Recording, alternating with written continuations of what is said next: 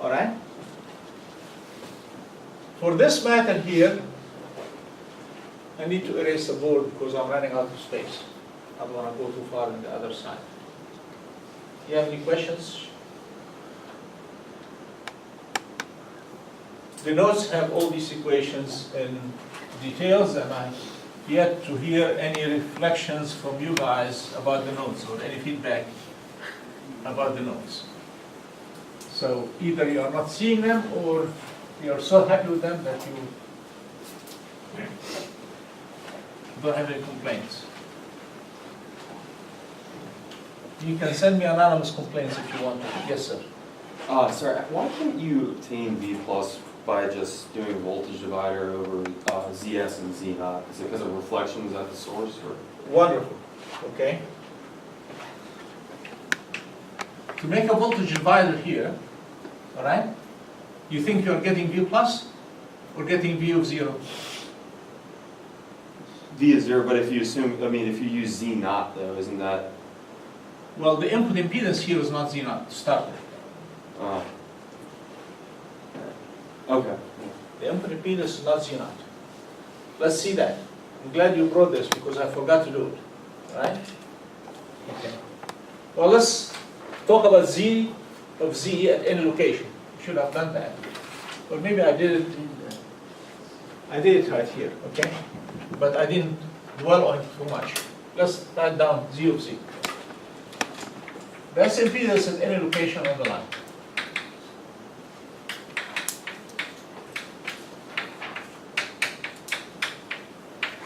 Right? So far so good? So at 0,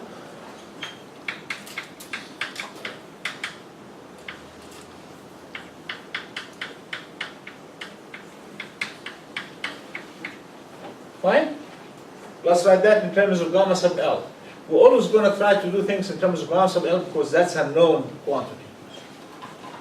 The gamma of L here is known because Z of L is known. Right? So that is equal to Z naught 1 plus gamma of L e to the minus 2 gamma L 1 minus gamma of L e to the minus 2 gamma L.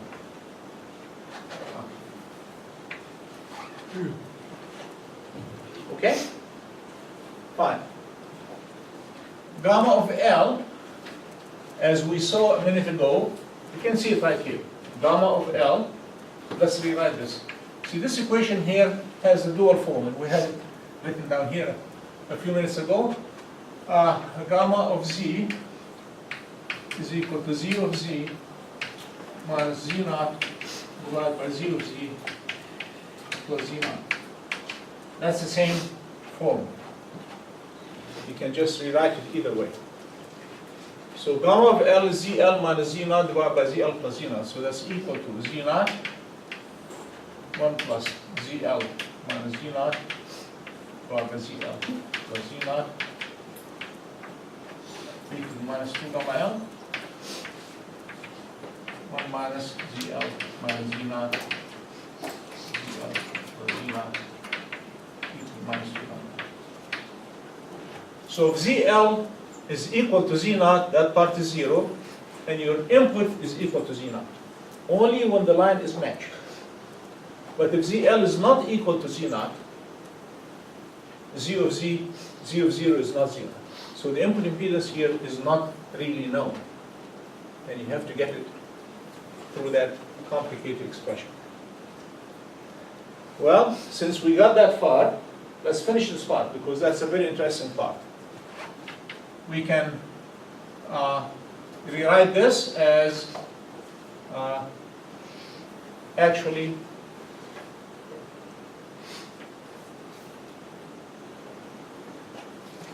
instead of investing all the time in one special case, let's just write Z of Z in this case. Okay? If I do Z of Z, the only thing that will change is instead of L here, that will be a Z. Right? So Z naught, and I'll have ZL plus Z naught plus ZL minus Z naught e to the minus 2 gamma Z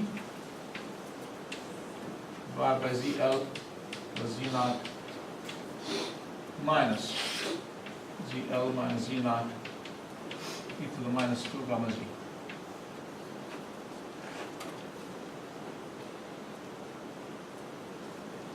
Next, I'm going to play a game and add e to the plus gamma Z here, e to the plus gamma Z, and this makes that a 1. Multiply both sides by e to the gamma Z. So you end up with ZL, Z is equal to Z naught times ZL, and you have e to the plus gamma plus e to the minus gamma, that's the hyperbolic cosine of gamma Z. And then you have a plus Z naught, and then you have hyperbolic sine of gamma Z. And down here, you will have ZL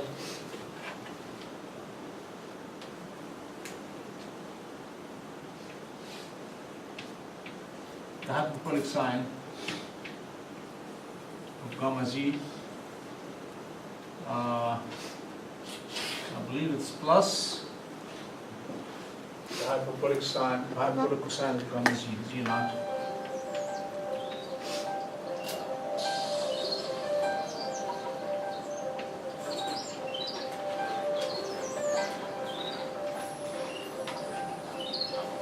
Why did I set up this alarm here? To remind me that the lecture is about to close or something? No. All right. Now we divide by the hyperbolic cosine, and you end up with, this is a very famous expression, by the way. Z naught times ZL plus Z naught hyperbolic tangent, gamma Z divided by Z naught plus ZL hyperbolic tangent of gamma Z.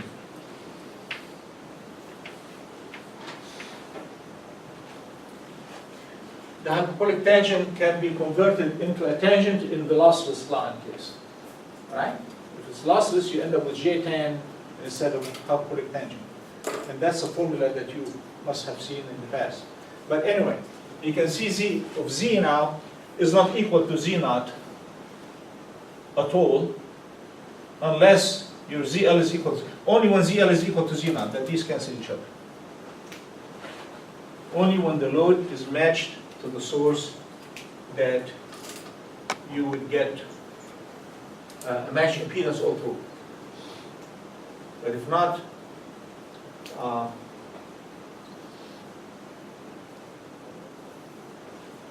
thanks for the question. You reminded me of something that I was going to do next lecture. Please, we finish it. We can build on that next time, right? I'm going to stop here. Only about 4 minutes left, so I want to hear your questions or comments or what have you.